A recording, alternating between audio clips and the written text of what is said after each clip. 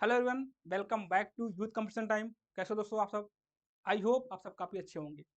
सो आज हम इस वीडियो में आपसे डिस्कस करने वाले हैं कि आपने जो आरआरबी जेई 2024 का जो सीबीटी 1 का पेपर हुआ है, ओवर हुआ है, उस पेपर में कितना एक्सपेक्टेड कट ऑफ जा सकता है, उसका थोड़ा सा हम यहाँ पे एनालिसिस करेंगे। देखो एग्जैक्ट कट ऑफ बता पाना डिफिकल्ट है, क्योंकि अभी आपका रिस्पॉन्स सीट भी नहीं आया। बिना रिस्पॉन्स सीट आए, बिना जो आपके सारे शिफ्ट में पेपर हुए हैं, टोटल 3 डेज 16, 17 एंड 18, 3 दिन अगर पेपर हुआ है, 3 दिन में टोटल, एक दिन में 3 शिफ्ट है जैसा कि आप सभी को पता है, टोटल 9 शिफ्ट में पेपर हुआ है। इस बिना सारे शिफ्ट के पेपर को एनालाइज किए कट ऑफ बता पाना डिफिकल्ट होगा, ठीक है, क्योंकि ये कट ऑफ कई बातों पे डिपेंड करने वाला है।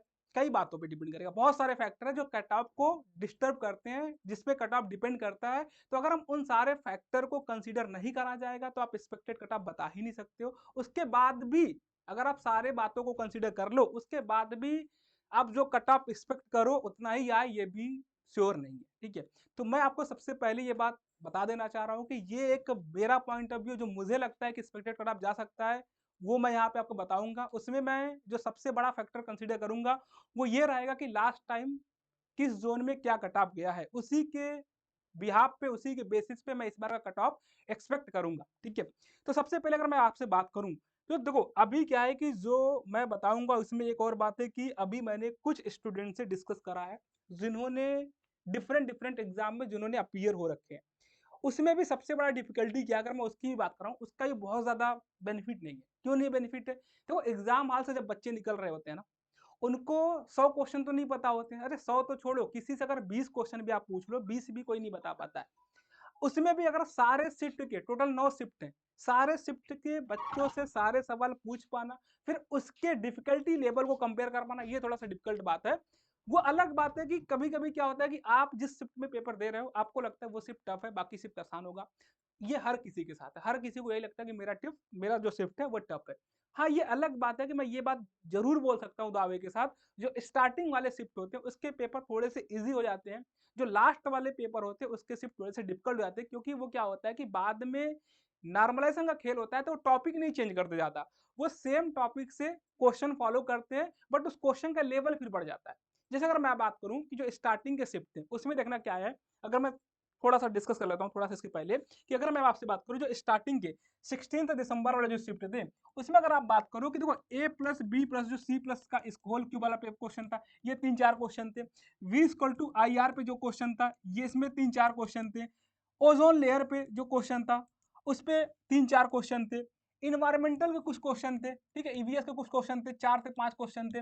अगर ये सारी बातें करें ना, तो यही सारी चीजें अगर मैं आपसे देखा था कि जो बाकी शिफ्ट है उसमें भी इन्हीं सारे जो टॉपिक है उसी से क्वेश्चन पूछा गया था। अब क्या होता है कि जब स्टार्टिंग के शिफ्ट में क्या होता है कि इसके सिंपल वाले क्वेश्चन पूछ लिए जाते हैं, तो बाद वाले शिफ्ट में थोड़ा सा डिफिकल्ट हो जाता है, कि जो क्वेश्चन का लेवल हो जाता है वो थोड़ा डिफिकल्ट हो जाता है। ये एक पंगा रहा है बच्चों के साथ, ठीक है।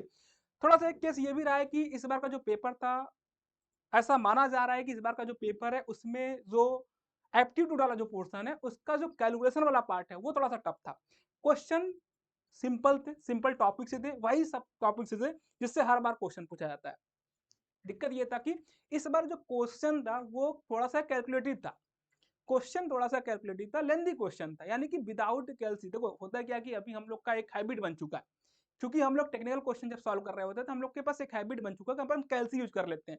उस हिसाब से अगर देखा जाए, उस तो जो क्वेश्चन था थोड़ा सा लेंदी था, ये एक बात हो सकती है, ठीक है। बट अगर मैं थोड़ा सा कंपेरिजन कर लेते हैं 24 वाला और इस बार वाला जो 2019 वाला पेपर था, तो इस बार जो नंबर ऑफ पोस्ट है वो थोड़ा कम हुआ है।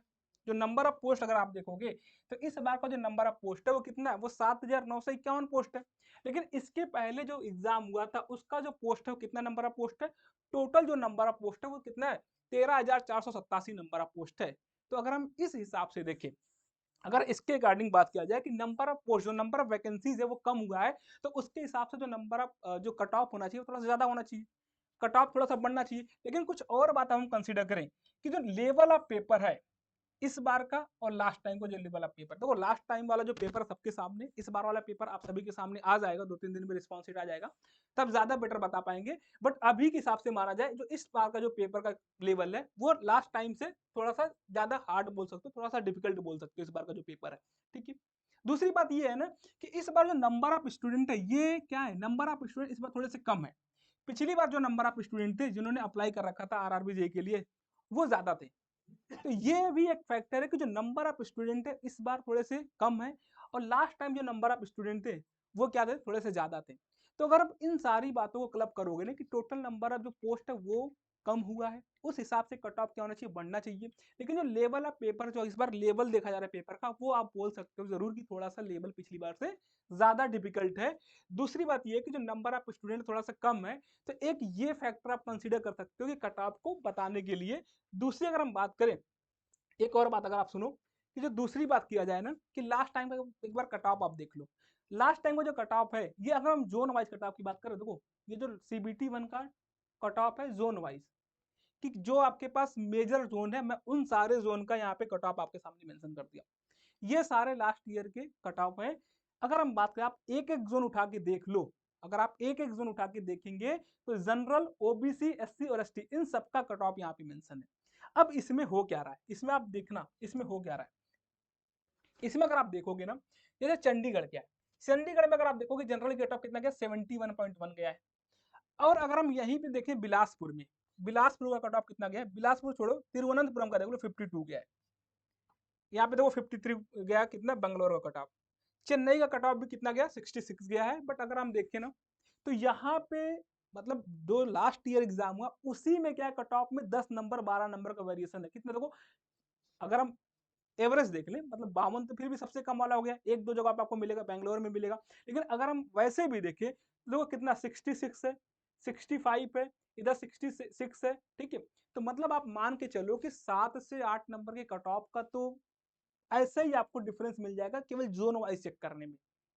तो आप एग्जैक्ट कट ऑफ तो वैसे भी नहीं बता सकते हो कहीं का भी। ठीक है, एग्जैक्ट कट ऑफ आप नहीं बता सकते हो। दूसरी बात, ये जो कट ऑफ है 2019 वाला, ये कब का कट ऑफ है, ये कट ऑफ है आफ्टर नॉर्मलाइजेशन, नॉर्मलाइजेशन के बाद का कट ऑफ है। तो इसमें वो सारी बातें जो difficulty level different different exam का अलग अलग, जो डिफरेंट डिफरेंट शिफ्ट का अलग अलग डिफिकल्टी लेवल है, वो कंसीडर हो चुका है। अब वो मैं इस बात पे नहीं सहमत हूँ कि वो कितना कंसीडर होता है, कितने लेवल तक। बट हाँ, ये मैं बोल रहा हूँ कि वो चीजें कंसीडर हो चुका है। एक फाइनल कट ऑफ आपके सामने है 2019 का, कब के बाद, नॉर्मलाइजेशन के बाद का कट ऑफ है। तो अगर हम इसी कट ऑफ को, ठीक है, अगर हम इसी कट ऑफ को बेस मान के, अगर हम इस बात का कट ऑफ, इस बार का जो कट ऑफ है उसके बारे में हम थोड़ा सा देखा जाए ना, इस बार का कट ऑफ क्या जा सकता है, अगर हम उसकी बात करें, तो ये सारी बात एक तो पिछली बार का कट ऑफ हो गया। दूसरी बात ये हो गया कि इस बार का जो पेपर है अगर थोड़ा सा लेंदी है, उसमें भी खास करके कौन सा पोर्शन, जो एप्टीट्यूड वाला पोर्शन होता है। अब होता क्या है, अगर अगर आपका एप्टीट्यूड वाला पोर्शन लेंदी है, तो जो इंजीनियरिंग वाले स्टूडेंट है ना, जो इंजीनियरिंग वाले बच्चे, उनके लिए तो सबसे इजी क्या होता है, सबसे इजी होता है रीजनिंग और एप्टीट्यूड सॉल्व करना।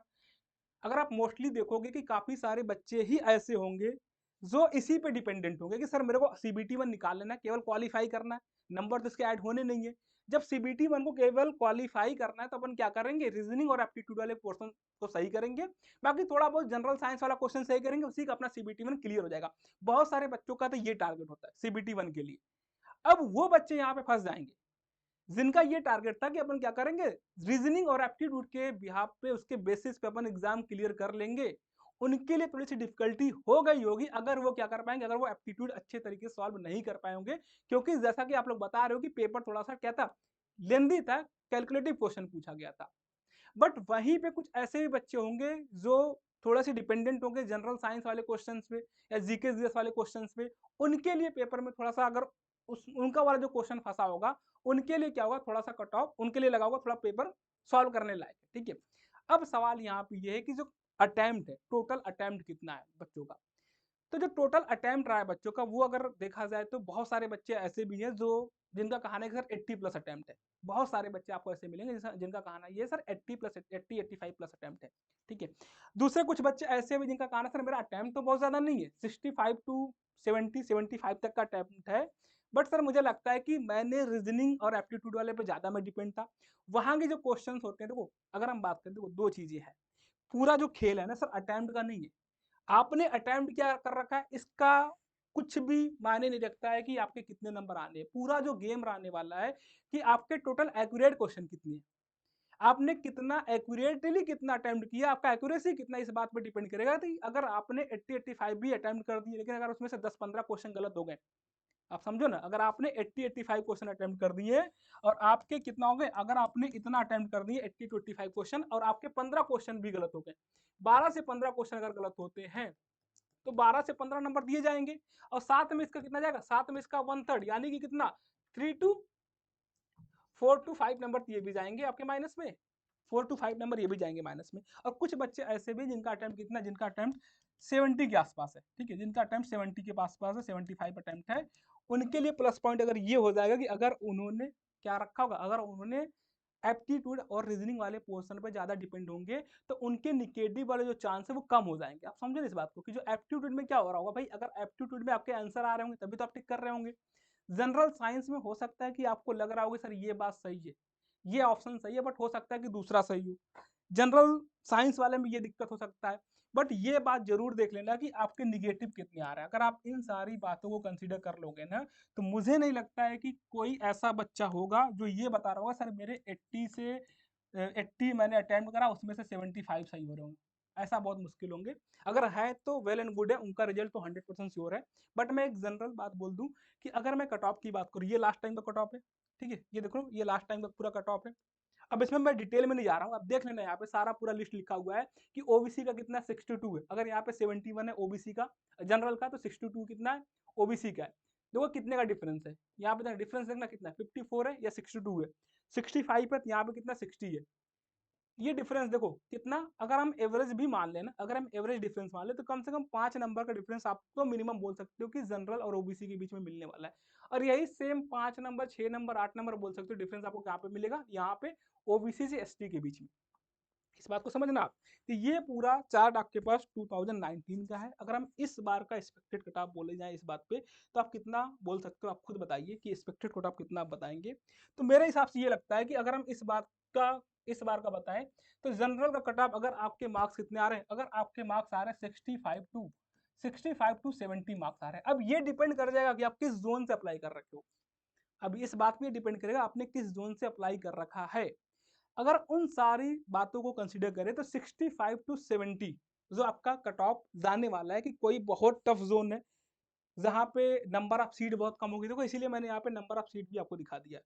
अगर आप ये देखोगे ना, इस बार को जो नंबर ऑफ सीट है, ये 2024 की बात मैं कर रहा हूँ, इस बार को जो नंबर ऑफ वैकेंसीज है वो मैंने यहाँ पे लिख दिया आपके सामने, ठीक है। जैसे अब यहाँ पे देखो, यहाँ पे सीट कम है 251 है, तो ऑब्वियस सी बात है कि जम्मू में जो कट ऑफ है हो सकता है कि ज्यादा जाए। अब यहाँ पे अगर आप देखोगे कितना 652 है नंबर ऑफ वैकेंसी, कहाँ पे, चेन्नई में। अगर चेन्नई में कितना 652 नंबर ऑफ वैकेंसीज है तो बट ऑब्वियसली भाई यहाँ का कट ऑफ कम जाएगा। ऑब्वियस सी बात है कि यहाँ का कट ऑफ क्या होगा, बहुत कम जाएगा जम्मू के रिस्पेक्ट में। अगर आप प्रयागराज में देखो 404 नंबर ऑफ पोस्ट तो प्रयागराज में है।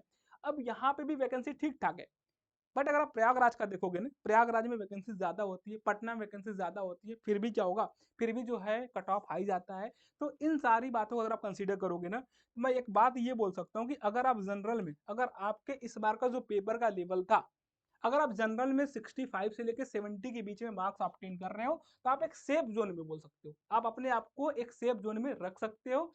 दूसरी बात सुनना, अगर हम यहाँ पे बात करें कि ओबीसी का, अगर हम ओबीसी की वही बात कर लेते हैं भाई, अगर ये 65 टू 70 है तो 60 टू 65 बोल सकते हो, ठीक है, 60 टू 65 बोल सकते हो। और एससी के लिए अगर हम बात करें तो फिर से वही बात, अगर आप ये 60 टू 65 पे ये कर सकते हो। देखो एससी का कट ऑफ थोड़ा सा हम और भी कम ले सकते हैं, 50 से लेके 60 तक की भी जा सकता है। और एसटी का कट ऑफ जा सकता है कितना, 45 से लेके 50 तक का कट ऑफ। ये मैं बस इस बात पे बोल रहा हूँ क्योंकि देखो डिफिकल्टी लेवल तो जितना मुझे लगता है कि पेपर का ज्यादा तो है इस बार, ठीक है, तो कट ऑफ बहुत हाई नहीं जाएगा। सारे बच्चों का अटेम्प्ट, जिन बच्चों का अटेम्प्ट बहुत ज्यादा होगा ना, आप उनको भी एक बार देखना, एक बार रिस्पॉन्स शीट आ जाए उसके बाद आप एनालिसिस करना कि आपके कितने क्वेश्चन गलत हो रहे हैं, उस पर भी ये बातें डिपेंड करेगी। तो अगर आपके, मुझे लगता है कि अगर इस रेंज में अप्लाई करते हो ना, आप सेफ जोन में, आप सीबीटी 2 की तैयारी आराम से स्टार्ट कर सकते हो। तो ये मेरा एनालिसिस है, बाकी आप एक बार बताइएगा कि आपको क्या लगता है कितना कट ऑफ जा सकता है। बाकी एक बार जो रिस्पॉन्स शीट आएगा बाकी और क्लियर हो जाएगा, ठीक है, उस टाइम पे और क्लियर हो जाएगा। तो ये कट ऑफ आप बोल सकते हो, ये इस बार का कट ऑफ जा सकता है। बाकी आप इससे कंपेयर कर सकते हो लास्ट वाला जो एग्जाम का कट ऑफ था। अब अगर हम बात करें कि आप क्या करना होगा, अगर आप में से जिसको भी सीबीटी 2 की प्रिपरेशन स्टार्ट करनी है, उसके लिए एक सबसे जो जरूरी टास्क ये रहने वाला है कि आपको क्या करना होगा कि अगर आपने प्रीवियस क्वेश्चन लगाने हैं तो प्रीवियस ईयर क्वेश्चन लगाने के लिए आपके पास ये 2 बुक है आपके पास, ठीक है। एक तो 4521 नंबर ऑफ क्वेश्चन, जिसमें आपको सारे ही क्या मिलेंगे, सारे आरआरबी वाले क्वेश्चन मिल जाएंगे जो आपके प्रीवियस ईयर एग्जाम में पूछे गए, आरआरबी जेई वाले एग्जाम में। ये सिविल का हो गया। और ऐसे ही आपको पेपर मिल जाएंगे, अगर आपको प्रीवियस ईयर पेपर लगाने वो भी आपको यहाँ पे मिल जाएंगे। और सेम स्टोरी आपको मैकेनिकल में मिलेगा। मैकेनिकल में अगर आपको आरआरबी जेई के प्रीवियस ईयर क्वेश्चन लगाने वो भी आपको मिल जाएंगे यहाँ पे 40 कितना 4300 क्वेश्चन है, और आपको पेपर मिल जाएंगे प्रीवियस ईयर।